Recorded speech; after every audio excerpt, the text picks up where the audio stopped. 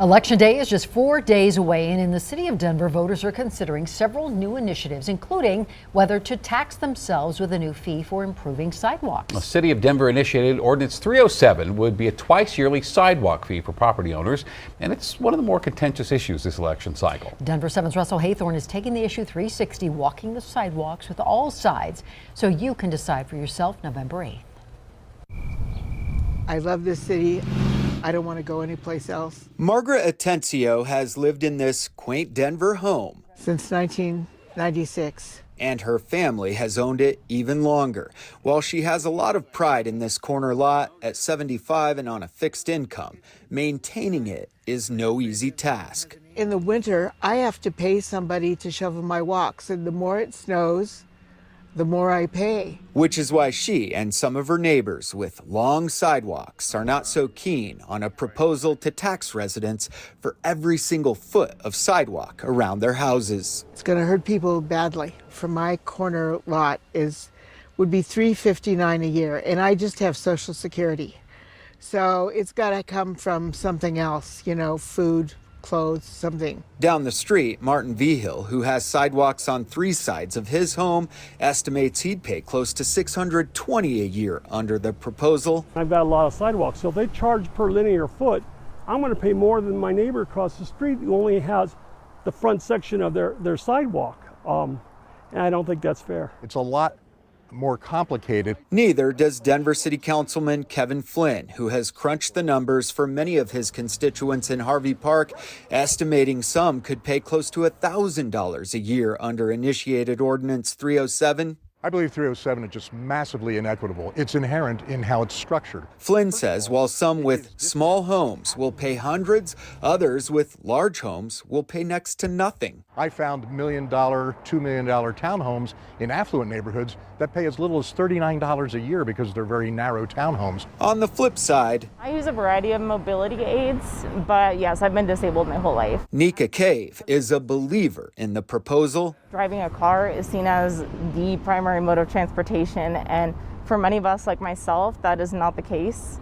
And we need our sidewalks to be prioritized just as much as we prioritize the streets. The city of Denver says 40% of sidewalks are either missing or too narrow, 47% in low-income neighborhoods. Sidewalks are such a basic type of infrastructure. Even if you drive most places that you go, everyone is a pedestrian at some point. Molly McKinley is with Denver Deserves Sidewalks, the group behind the initiative. The group estimates the average homeowner will pay $107 a year, or about $9 a month.